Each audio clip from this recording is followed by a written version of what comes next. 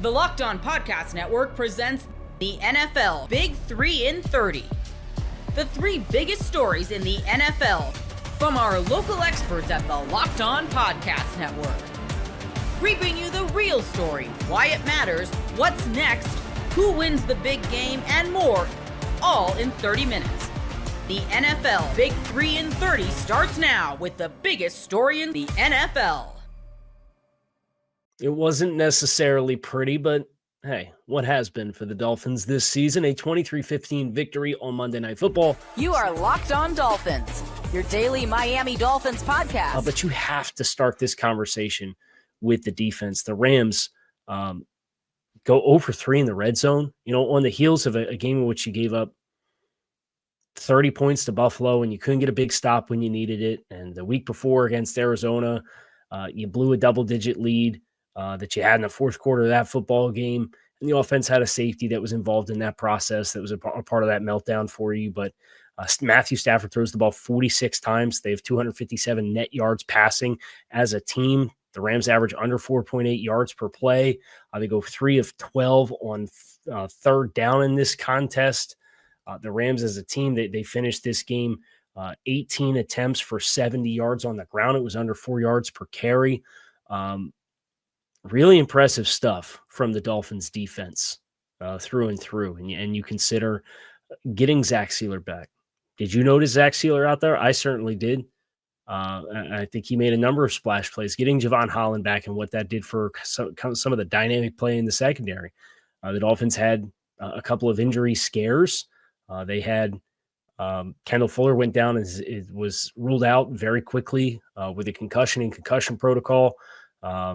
Cam Smith comes in the game, gives up some receptions, including a spectacular catch along the sideline on a long down and distance situation with inside leverage against Cooper Kupp with a one-handed catch. There's not a lot you can do there. Then Cater Kohu goes down in his first game back after coming back from injury, and you're really sweating what the secondary looks like. Thankfully, he only banged knees with one of the Rams running backs and was back in the game to help the Dolphins defense stiffen once again in the red zone and ensure that they were not going to give up a touchdown as the Dolphins late in this game clung to a lead, and it kind of yo-yoed between 8 and 11 points on a number of drives. The Rams had 3 field goals in the fourth quarter. They kicked 5 field goals total in the game, and they forced the Rams to be methodical, and it's kind of what teams used to do to the Dolphins offense that the Dolphins offense has been a little bit better about this year, at least with the starting quarterback in the lineup.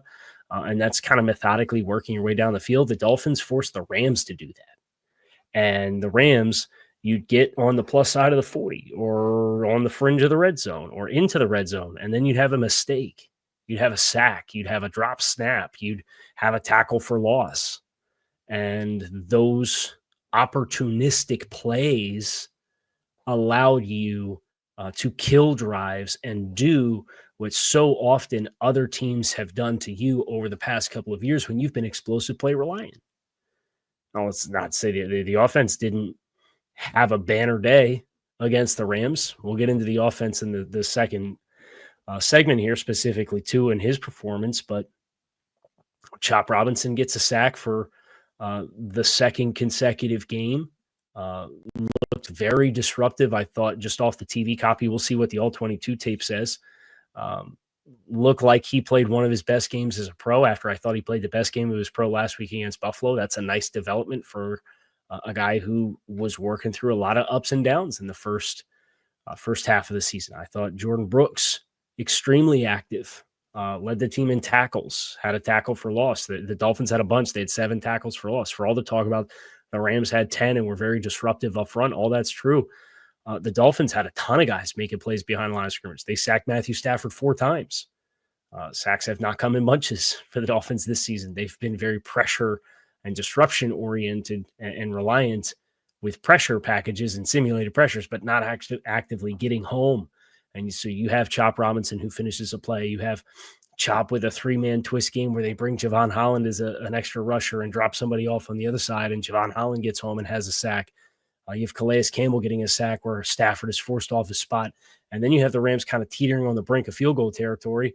And Quentin Bell, of all guys, gets a free run off the left side against Alaric Jackson and has a strip sack of Matthew Stafford near the end of the first half. So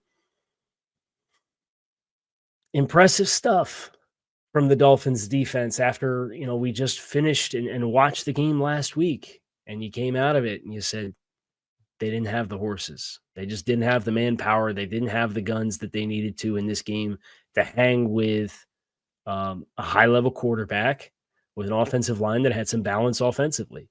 I think you did a better job of winning early downs and putting the Rams in obvious passing situations. Sure enough, Kyron Williams, the Rams didn't have a run on the day longer than 9 yards. Kyron Williams goes 15 for 62 with a long rush of 9. Blake Corum goes 2 for 8. Matthew Stafford is 1 for 0. That's your 18 for 70. And that was one of the bold predictions that we had, was with Sealer back up front. They were going to be significantly tighter again in the run game than what their season average was of 4.5 yards per carry. They put that on tape.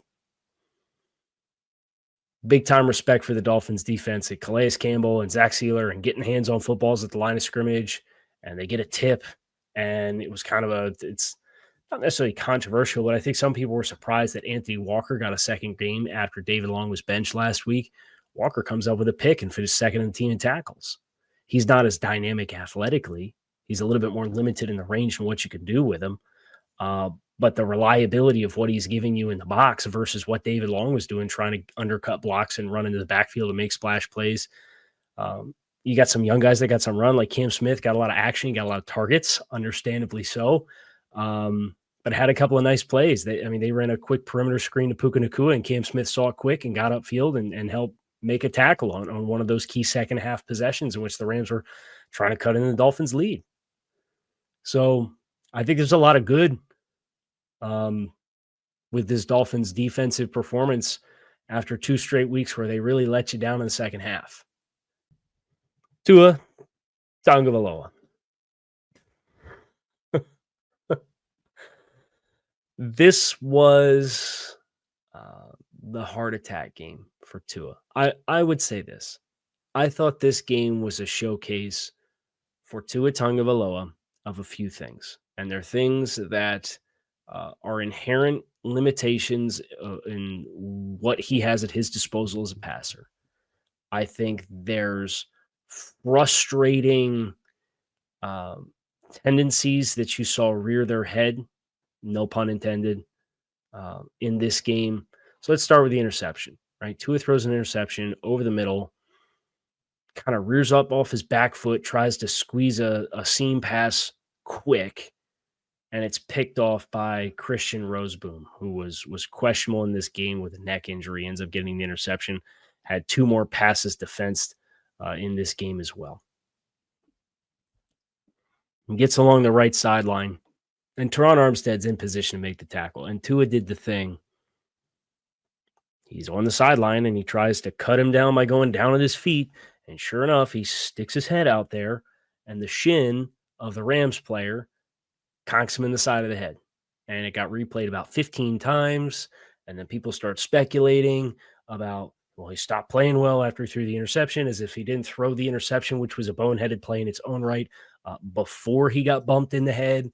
Like, we don't have to sit here and speculate and presume that he's concussed every time he has a downturn in play or every time he's breathed on, right? That's the exhausting part about the narratives with Tua Tagovailoa. That said, as a quarterback, run your rear end out of bounds. And that's as nicely as I could say. This is a family program, so I'm not going to say what I want to say. You throw a pick, go to the sideline. Period. Go to the sideline. It's the same. It's like with everything with Tua, he's got to do it and then be like, oh yeah, I probably shouldn't do that. I'll do it differently next time. Like the scramble against Buffalo on the 4th down versus the last time he scrambled on 4th down against Buffalo. And I was like, oh yeah, I got hurt. I shouldn't do that. Let me do something else. And like, please let this be the learning lesson for Tua. If you throw a pick and it's along the sideline and like your last line of defense, but like somebody else might get there, or even if somebody else is not going to get there, please. And I know for people that are never Tua people, that's going to be the first time that happens. People are going to lose their mind and be like, it's the only quarterback in the league. And it's not true. Like, I've seen other quarterbacks do this. you have to live to fight another down, right? And cutting a guy low and putting your head down and getting a shin in the side/back of the head to make a tackle along the sideline could go without it. I'll be completely honest. I could go without it. Because sure enough, until Tua went to halftime and got his gig line straight and realized, oh, I can take completions underneath, he played poorly for the rest of that half. And everybody in the world started speculating on the timeline about what Tua playing bad meant and going back to the Packers game in 2020. It's like, is he just not allowed to play poorly and just be like, hey, you're playing bad. Can you please play better? It's exhausting. It's the most exhausting part of the whole thing. And I never thought that would be the case, given how exhausting some of the conversation is with Tua for like the pros and cons of weighing out the diehard fans of Tua versus the diehard never Tua people. But I thought this was the game. Was a game that kind of showed you want to think of the right way to put it. Because he was able to get outside the pocket and he was able to make some things happen. But second reaction, tight window throws, I think it's never going to be a strength. And that was a number of the throws that you saw Tua have to try to make was like late second reaction, tight window throws, not scramble or get outside the pocket or do what he did on the first third down of the game, which was to hit Jalen Waddle on the big explosive play where he scrambles and gets outside the B gap and stays behind the line of scrimmage and throws at the Waddle, who's wide open because the coverage dropped him. Outstanding play. The play to Raheem Mostert where he takes the sack and then pirouettes away from pressure coming from his backside and extends the play and drops the ball up over the top to Raheem Mostert for a big third down conversion. As Miami in the late in the fourth quarter of this game is trying to put this game away. Like those plays are outstanding plays, and there's enough mobility to get it done. Right? There's enough short area quick twitch, and there's enough mobility for him to make those plays happen. But if we're trying to run slant wheel, and I see the wheel late, and I want to try to flash and react to it, but it's late and the hook curl defender is buzzing and widening with it, and I don't take it right away, and then I try and take it late. It's like the interception threw against the Jets on Black Friday, right? The first one, not the second weirdo one before the pick six touchdown by Holland on the Hail Mary, the Fail Mary. It was just like a basic out route, and it was just like, oh, it's a little late. And the ball doesn't get there. And like I thought the Rams did a really nice job of giving some of those windows, but giving them to the Dolphins late and forcing Tua to process, affirm, and then try to take a quick flash window throw. And I think that's why they were able to get their hands on a couple of footballs that were close calls besides the interception that they did have, which was the same kind of play. But like Tua tried to take it, but his feet weren't set and his feet aren't in the ground. And like those throws never really go well for Tua. And I don't want to turn this into a dump session on Tua because he did some things, again, really nice in this game. Guys, ever feel like you need a little boost in the bedroom? It's time to stop worrying about your performance and get Hims so you can feel confident knowing you can get hard and stay hard whenever you're in the mood. Hims is changing men's healthcare by providing you with access to affordable sexual health treatments from the comfort of your couch. Hims provides access to a range of doctor-trusted ED treatments like chewable hard mints and Viagra and Cialis and the generics for up to 95% cheaper. The process is 100% online, so there's no need for uncomfortable doctor's visits. Start your free online visit today at hims.com/lockedon. That's HIMS.com/lockedon for your personalized ED treatment options. hims.com/lockedon. The products mentioned are chewable compounded products which are not approved by or verified for safety or effectiveness by the FDA. Prescriptions require an online consultation with a healthcare provider who will determine if appropriate. Restrictions apply. See website for details and important safety information. Subscription required. Prices vary based on products and subscription plan. You are Locked On Rams Postcast, part of Locked On Sports Los Angeles. It's with the offense. Obviously, any time that a Matthew Stafford, Sean McVay offense does not score a touchdown, it's a big deal. But why did they not score? Okay?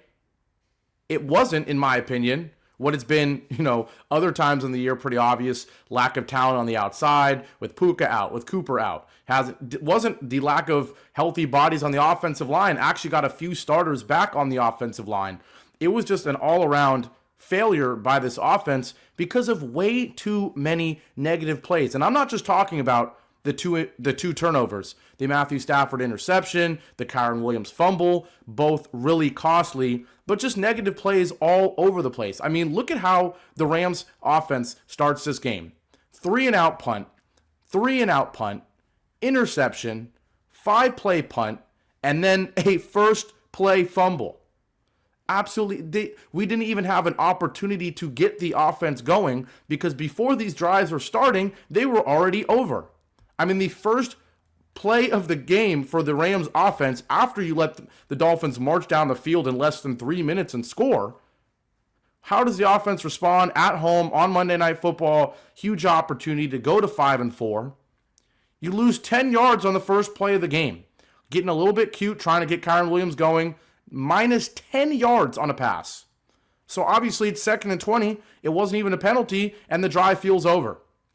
You get 7 with the Kyren run. You go 10 to Allen. But of course, this drive is over when it's 2nd and 20, right? So you lose 10 plays on the first play from scrimmage for your offense. What do you do in the next drive? 1-yard gain, incomplete pass, 3rd and 9, minus 10 yards again. All right, so you've got 2 drives, 6 plays, 2 3-and-outs, and 2 plays of negative 10 yards. An abysmal pass, and then a Stafford sack on 3rd down on the second drive. So not only, it's not like we were watching Jalen Ramsey make diving pass deflections. I mean, there were a couple sacks that we will certainly get to, but it didn't feel like even this Dolphins defensive line took over the game or anything. Just negative plays, hurting the Rams every drive. Those first 2 right there. Then, of course, it doesn't get any more negative than an interception. And sure, it was deflected by Calais Campbell, who, look at the Rams, making Calais Campbell look like prime Aaron Donald. He's 38 and probably should be retired. I mean, credit to him, but still, Calais Campbell takes this game over, deflects a Stafford pass for an interception. So frustrating. Because at this point, the Rams defense was starting to get into a bit of a groove after that awful first drive for the defense. You force a 3-and-out punt. You force a 6-play-and-out punt. And it looks like the Rams defense is picking it up. There's some momentum being built in the building, at home, Monday Night Football. Once again, we know it takes some time for fans to get into the building with the LA traffic. But at this point, you felt like there was some momentum. That pick hurt. And of course, the deflection is never going to be really on anybody's fault, but it just kind of continued the trend of negative plays killing this team. Then the next drive, at this point, it's 10-0. And what is it again?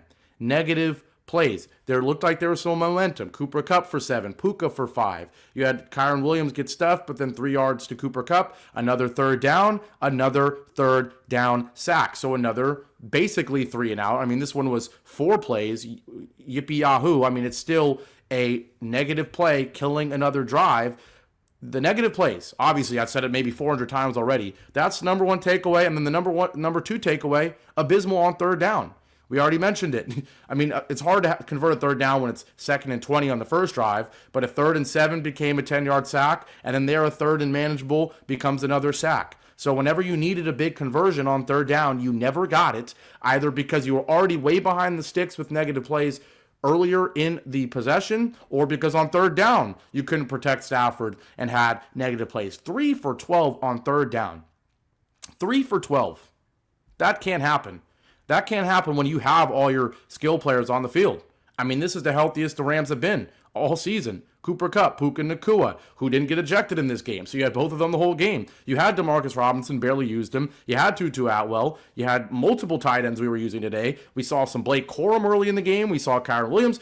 Everybody was healthy in the skills positions. This Miami defense, I don't think they played like lights out or anything. But like I said, just the negative plays early and often in this game, killing the Rams. Now, we're going to get to the defense and why it deserves so much credit, where despite all of these mistakes by the Rams offense, this game was close the whole way through. But really the kind of the sequence that summed up this game for me was ironically a sequence that ended in the Rams' first 3 points of this game, but it sums up what this game was. Rams, like I said, they go punt, punt, interception, punt, fumble. 5 plays or 5 drives with nothing. And the fumble comes after the Rams punt. The Dolphins get the ball, and in just 2 plays, they throw a pick. Tua throws it. Heck of an interception by Rosenboom. He was amazing all game for our Rams at the linebacker position. He makes a great pick. Now, there's a little bit of return, and this is all adds to the trend. It seems like it's a little play in the grand scheme of things, but it matters. 15-yard penalty for an illegal blindside block should be Rams ball at the 28. Instead, it's Rams ball at the 43. So you should already be inside the 30-yard line thinking touchdown, make it 10-7, you're right back in the game. But even on your best play, arguably of the whole night, an interception, you immediately take away momentum with the 15-yard penalty. I get it. It happens a lot. Braden Fisk and defensive players are not trained to be blockers. It always happens on returns.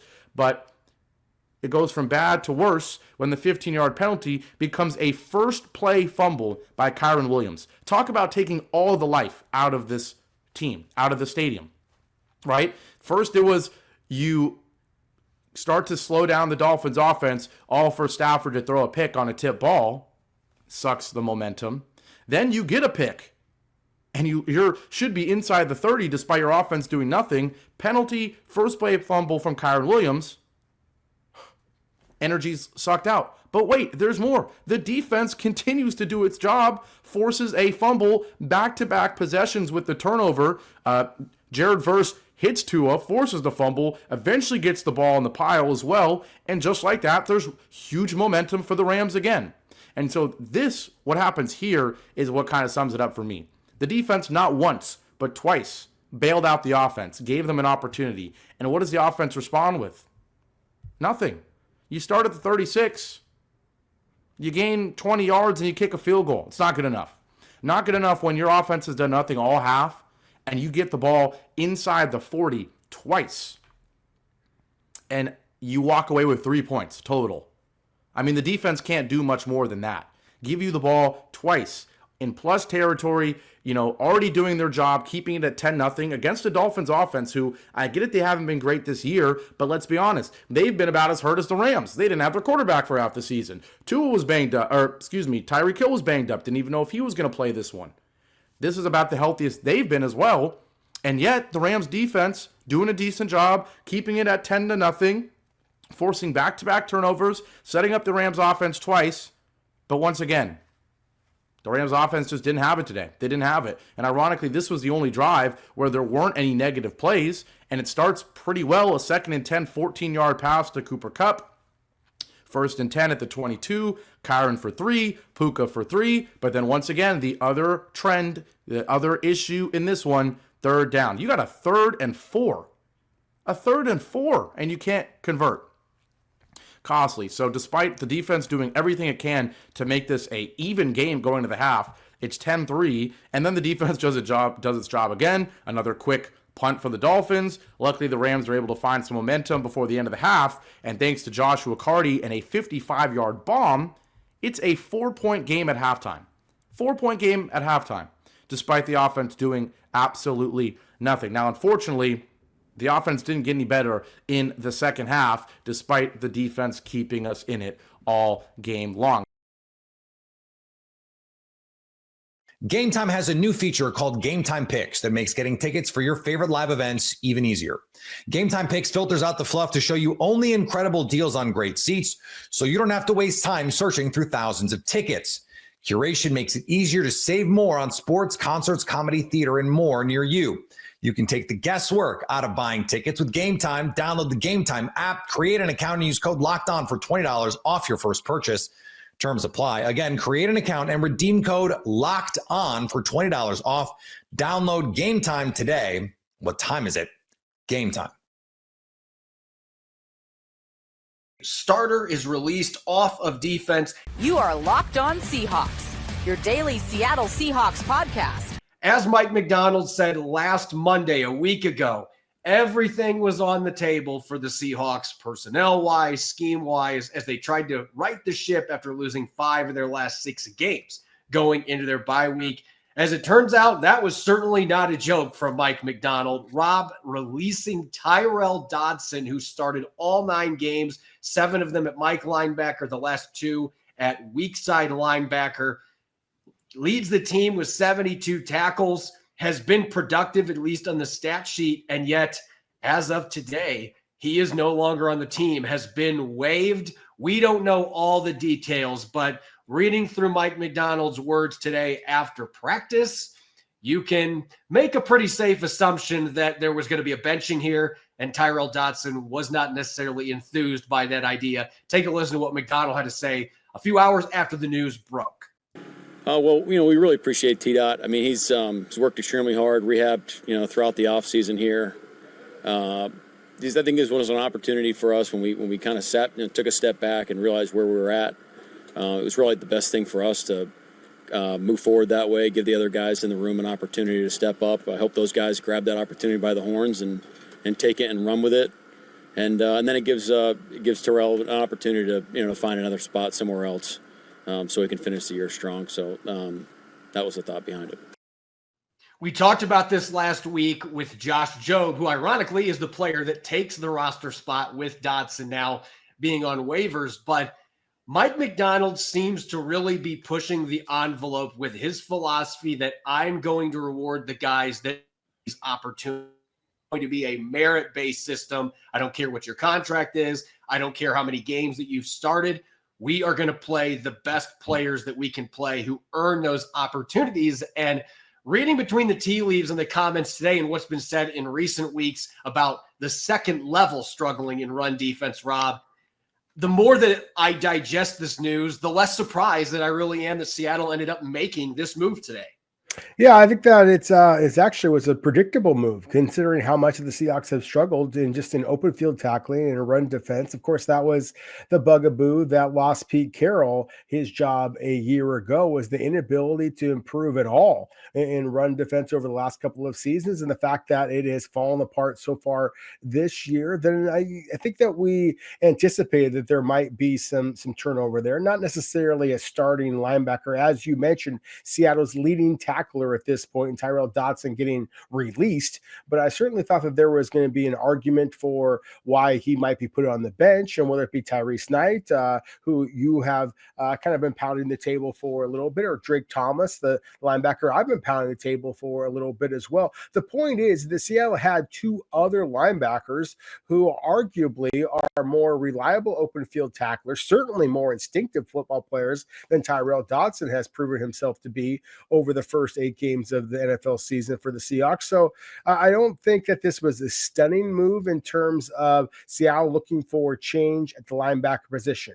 It was surprising to see them give Tyrel Dodson his outright release, but considering the fact that he was on a 1-year kind of prove-it type of a deal, the Buffalo Bills, who he played for very well a year ago, did not compete to bring him back. So there was some concern about him in that regard as well. And look, my very first thought when this news broke is I wonder if Tyrel Dodson got himself in some type of trouble during the week off. That has been an issue for some players in the past. It's one of the things that Pete Carroll used to always kind of talk about every time that they had the break of training camp, for example, or during the bye week, is just make sure that your players stay in the straight and narrow. Unfortunately, Tyrel Dodson has gotten himself in trouble in the past. I am not suggesting that had anything to do with why he is no longer a member of the Seattle Seahawks. But if he did not show the impact on the field or the leadership qualities off the field that the Seahawks were prioritizing, then frankly, kudos to Seattle for recognizing that it was time to cut bait now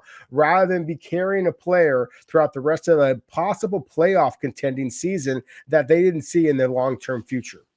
It's easy to look at the 2 free agent signings the Seahawks made back in March to fill the linebacker holes, Jerome Baker and Tyrel Dodson. It's now really easy to look back at that and say that it was a failure. And look, this is an adjunct failure. There's no other way to put it. You signed 2 players to 1-year contracts worth a total of $11 million. It's not like they paid these guys peanuts. They were expecting them to come in and be quality starters. And unfortunately, they did not meet the standards. And I think linebacker, especially for Mike Macdonald, that is his position. It's like Pete Carroll with cornerback and safeties.